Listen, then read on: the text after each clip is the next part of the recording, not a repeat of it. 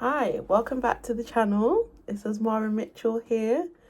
I'm your host, and this is the Queenie for President YouTube channel.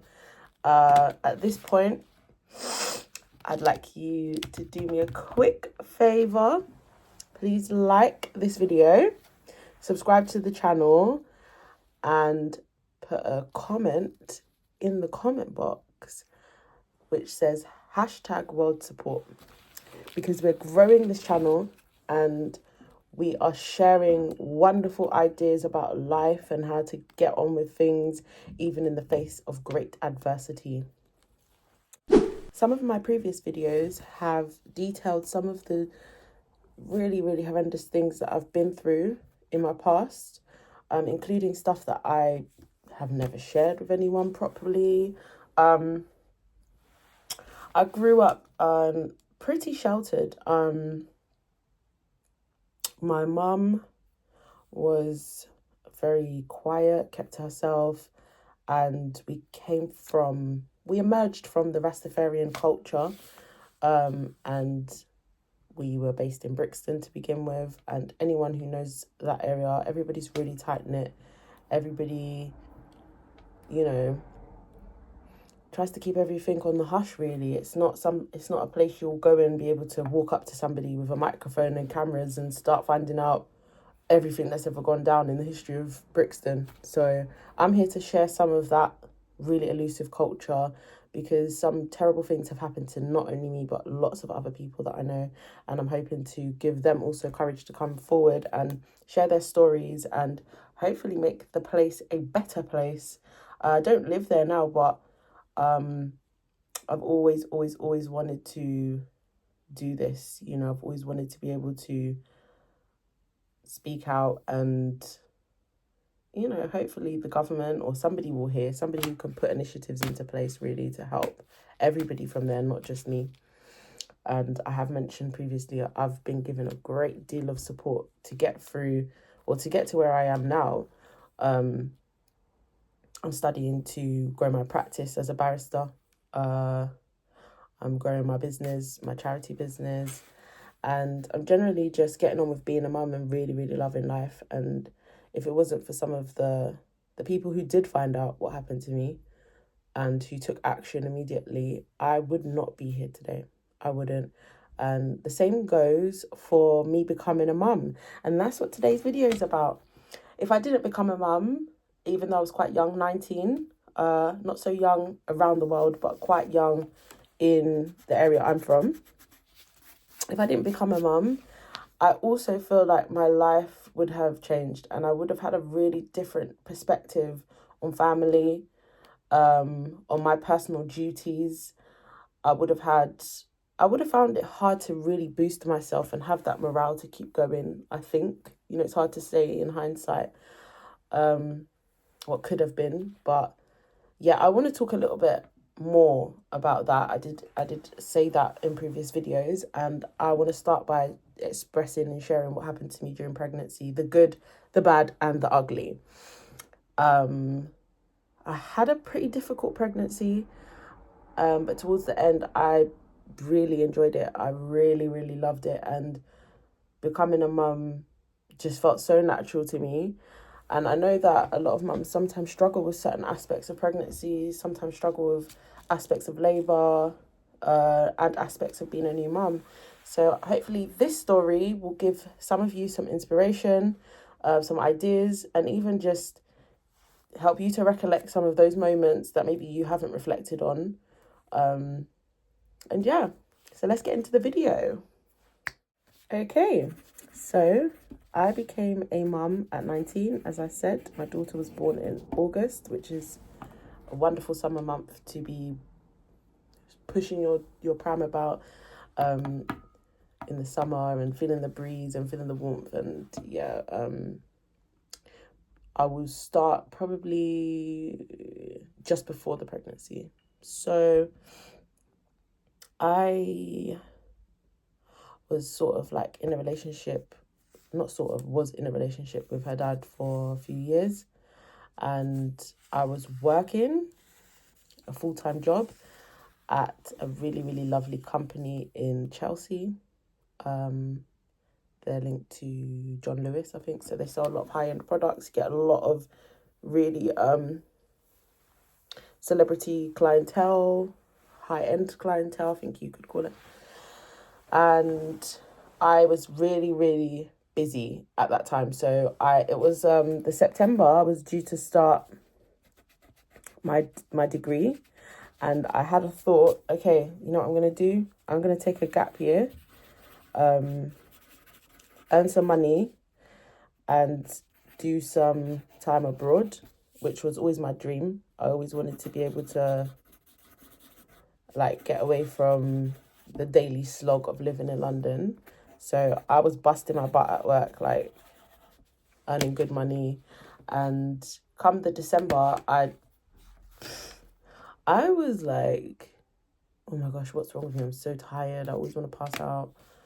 I'm just not well. And I didn't have a clue until I took the test. And it was the first time I was ever pregnant. So, the first time I'd ever, had an experience like this. And I was like, oh my God, I'm like pregnant. And the sad part, which I have to share, is that I literally broke up with her dad like 2 days before, because I really was fed up of being in a relationship. I never really wanted it to begin with. And I think he was pretty upset. But I think he saw it coming. And my main reason for wanting to break up with him, call me some kind of fanatic, but I was really into my faith at the time, going to church and being a Christian, and he wasn't a faith-led person. So I said to him, it's just clashing with my ideals of my future, and plus I always wanted to be like focusing on being married and stuff, and not being in a sort of sexual relationship with someone per se. And I think he found that difficult because it clashed with what he wanted. So after about 2 years, I kept trying to break up with him. No, this was after, I think, 1.5 years of being together. I can talk more about our actual relationship in another video. But when I called him, he was just like, he totally overwhelmed me, just totally love bombed me, and was like, I'm going to be there for you. This is what I want, etc., etc.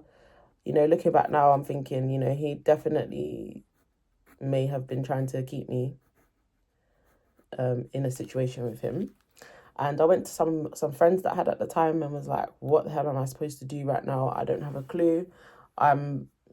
It's not so much that I was strongly against abortion. It's just that was just not something that felt like an option at the time.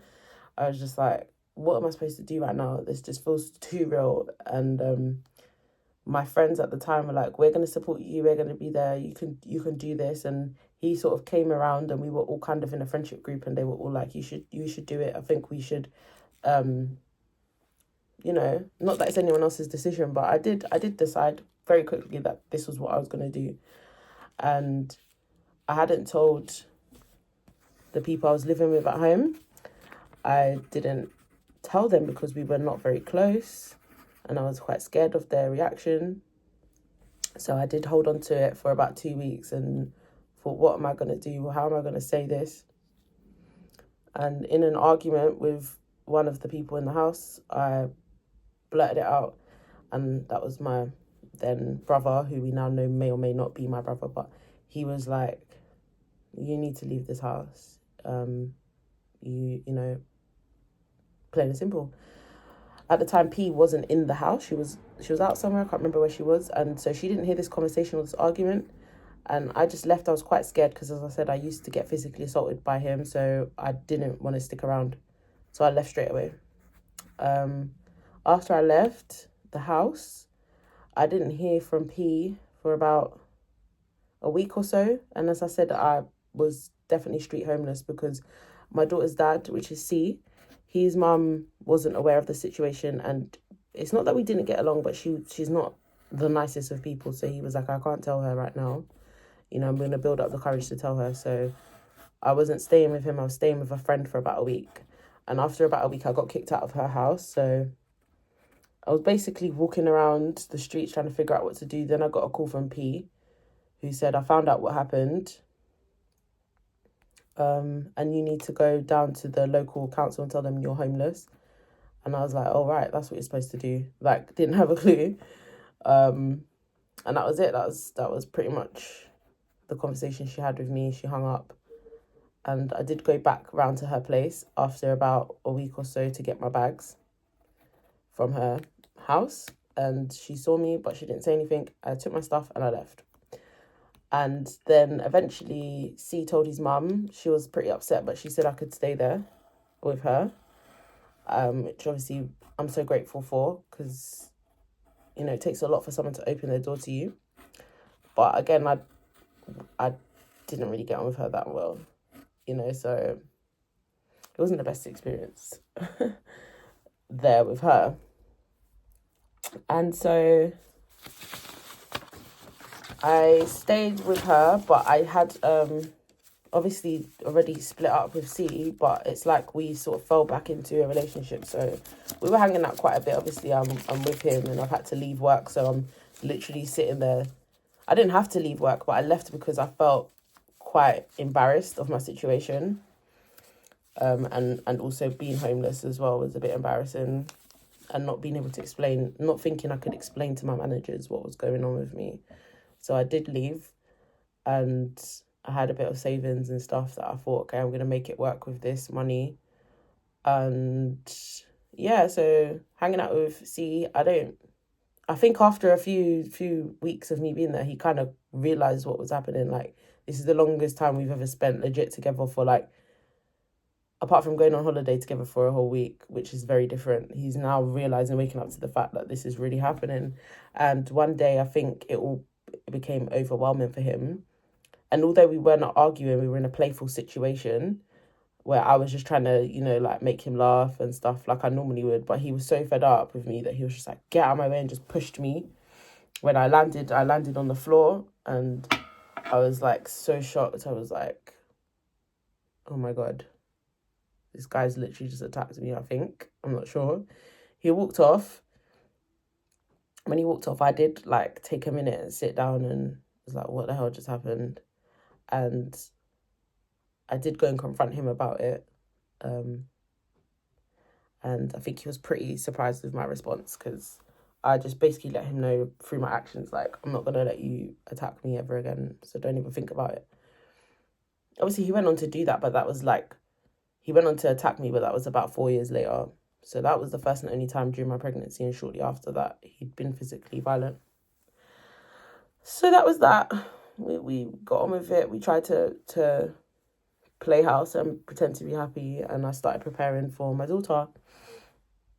And then I started getting all sorts of phone calls, like within the second month and the third month, all sorts of phone calls from Peter P's family, saying things like, oh, who do you think you are? How dare you think you could be pregnant? And you're disgusting, and you're this and you're that. And these are people who's like, I'm just thinking, I don't care about your opinion. I haven't asked you to support me in any way. I have not called you and asked you for money. I didn't come to your place and beg for a place to stay. So how dare you really be so rude and so disgusting? But obviously it put me in my place, because I realised who my family was from very early on. So then I still tried to make amends with some people. So I had a little birthday party at around 3 months pregnant in a restaurant in Brixton, really nice restaurant. And a few of them came. P didn't come. I think she was still not talking to me at this time, so I still hadn't spoken to her for about 3 months at this point. But her dad came, and her sister, which is the half sister that I said ended up being a bit weird towards me.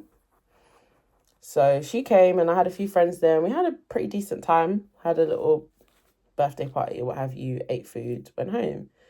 It was something I used to like try and do, is bring people together at events sometimes, and it seemed okay. You know, I don't think they were particularly happy for me, which I wouldn't expect, but it's not like I was...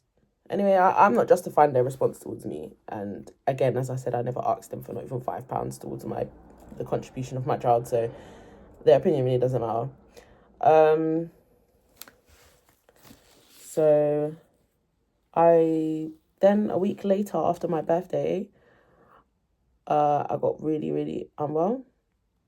Really unwell. Like, I basically was struggling to relieve myself for about 2 weeks throughout my birthday and everything. But just with all the celebrations and all the, the fuss, I don't think I realised that I wasn't passing stools. So I was really sick one day. I went out because I, kept myself busy during my pregnancy. Used to go swimming, yoga classes, tried to do everything I could to keep happy. And I was with my friend and I was at her house and I just kept complaining like, oh, my stomach is hurting so bad. And I was there at her house from about 3 p.m. till about, let's say, 7 or 8. But the whole time I was there, I just was complaining, my stomach's hurting. Oh gosh, I'm sitting on the floor.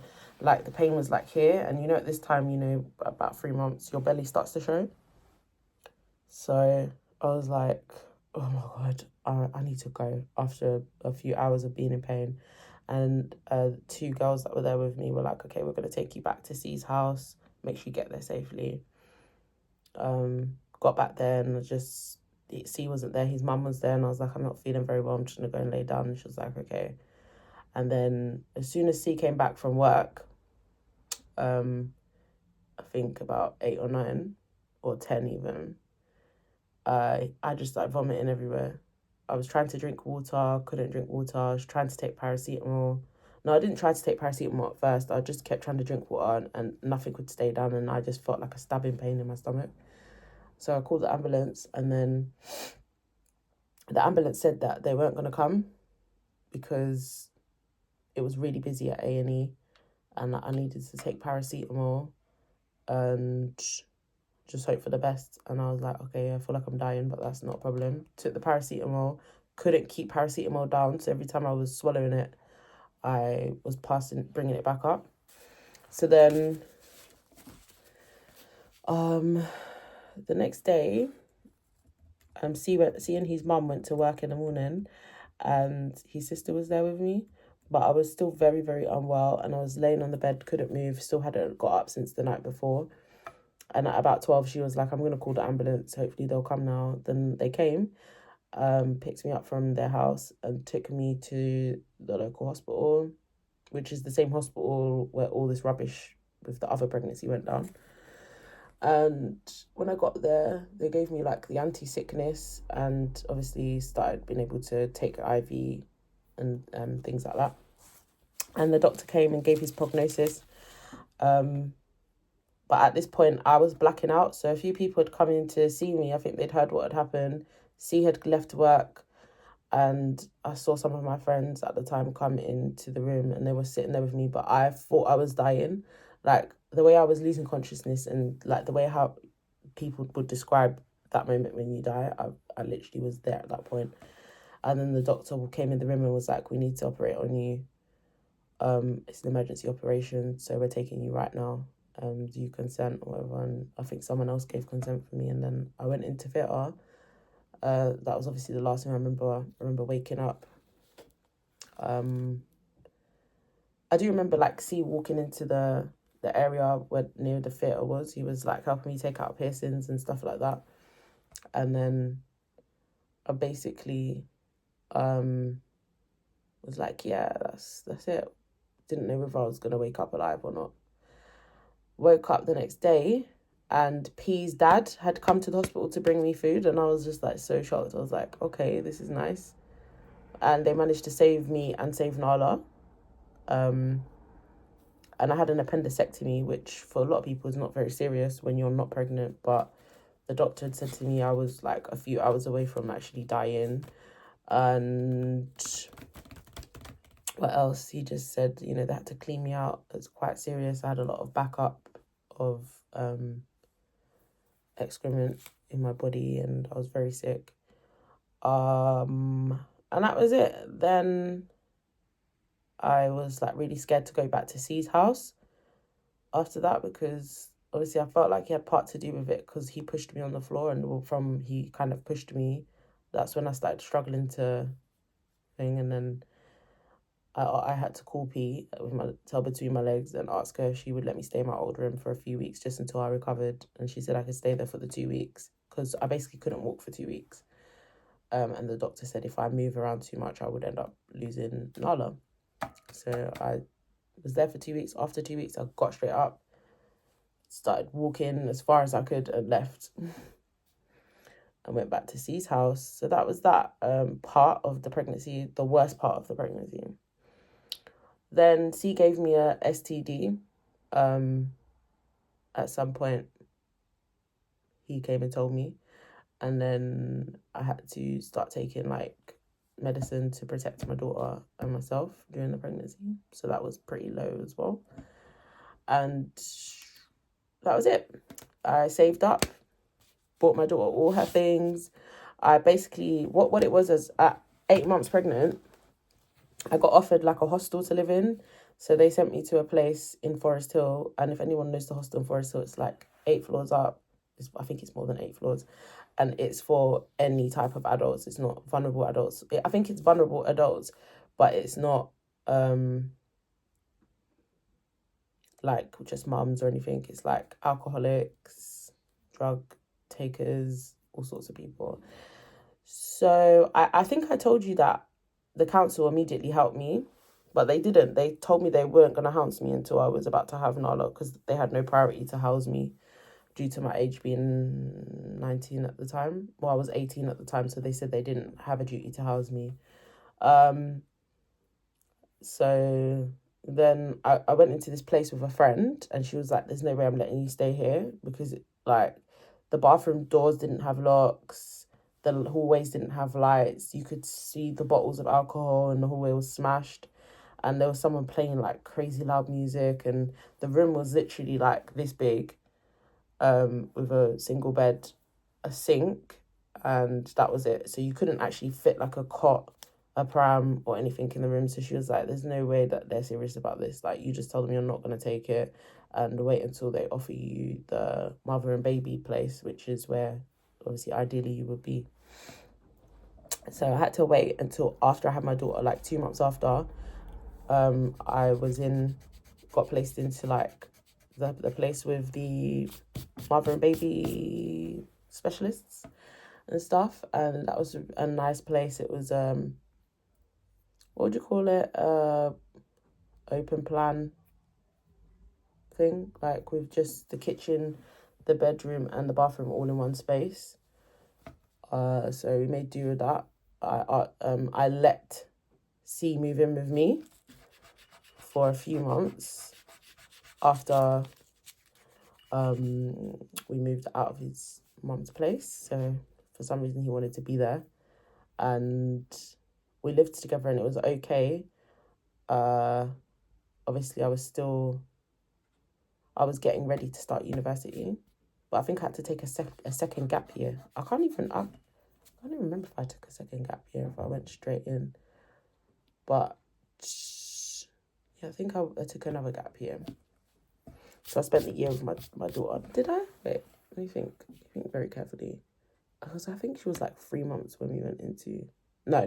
I think she was a year and 3 months when I put her into nursery. So I took another gap year. Kindly, they let me because they knew what my circumstances were.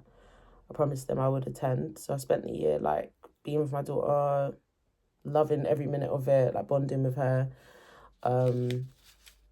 Which I am going to talk about in another video. Like, just wanted to get this bit out of the way because it needs to be said, but it's not very nice. So basically spent the year then. After a while, I started to notice C's behaviour was changing. And then one day he came back from work and was like, I left my job. And I was like, okay, I'm already paying for everything by myself in here, all the bills and buying all the food, and I'm buying all the stuff for my daughter, and now you're not working. How are you supposed to help me? Plus you're leaving your laundry on the floor in front of the washing machine and telling me I need to wash it. Just loads of little things that I was like, nah, mate, I said to him, sat down, had a serious talk with him, and was like, listen, we're both due to start university, because he took the gap years with me. I said, we're both supposed to be starting university.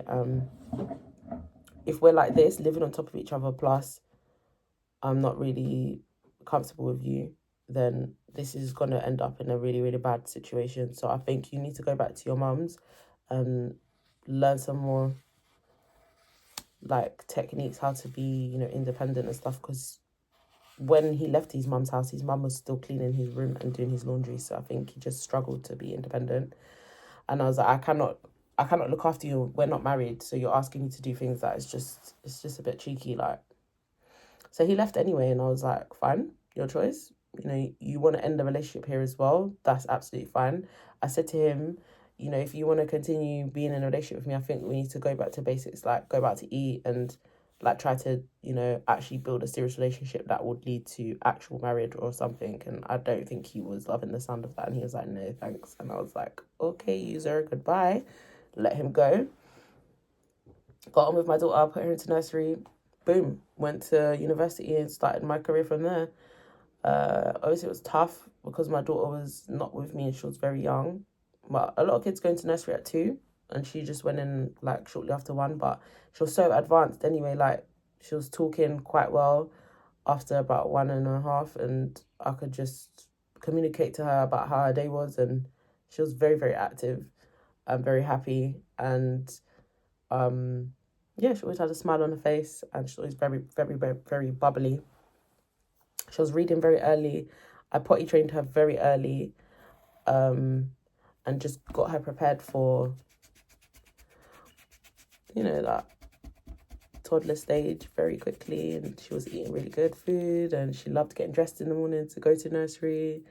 She loved our evenings together, playing and singing and reading books. And yeah, I was happy in the end with how it turned out. But obviously it was a really, really rough road, and a lot of struggle and a lot of stuff that I've not mentioned in this video, which was just absolutely terrible. Like all my friends basically abandoning me, and my friends taking me, like not giving me a baby shower, but taking me away for like a week, and then starting a big argument with me when I was 8 months pregnant. Just lots of really horrible stuff that went down.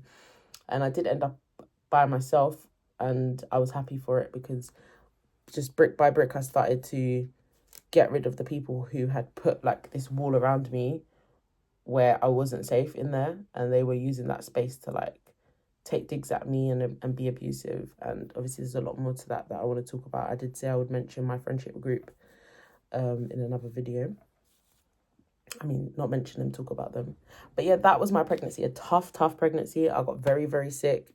And ever since then, I've always been like really focused on my health and really focused on eating well, exercising, monitoring my health, and being strong. But me and my daughter are like truly locked in and a team. And I did go on to, when she was about 5 years old, I started homeschooling her just to make up for that loss of time, which was absolutely brilliant. And I will also do some videos on homeschooling techniques and tips. And we had a wide network of people around us homeschooling, and did lots of activities in the local area for homeschooling kids, because there are so many things you can do during the day with them. We started our own classes, and we're tutoring some other children. And yeah, it was pretty good stuff. But I would say overall, I absolutely loved being pregnant, and I loved giving birth. But my birth was really easy. I got so lucky. Like, I had her within 3 hours and 45 minutes, which is record time for me, as far as I know. But I will say I went to the midwifery classes that you take before you give birth, and she gave us some seriously good advice about how to have your baby really quickly. She was like, everybody I know that does this technique basically has given birth in 5 hours or under, and I did it, and she came out so quickly, like virtually pain-free. I've also been told not to say that because apparently that upsets people, but I think I deserved it after all of what I went through. I did have heartburn towards the end. I got really scared because it's that similar sensation like when I had this appendectomy. I got so scared, I ran to the hospital, and they were like, no, you're absolutely fine. So, and obviously in some cultures, when you have heartburn, it means they're going to come out with a head full of hair, which she did. Her hair was like, so I absolutely loved it. So being a mum changed my whole outlook on life. As I said, I was pretty low before that. I was pretty hopeless and was feeling like, will I ever have like a family of my own that loves and cares for me? And I have that now.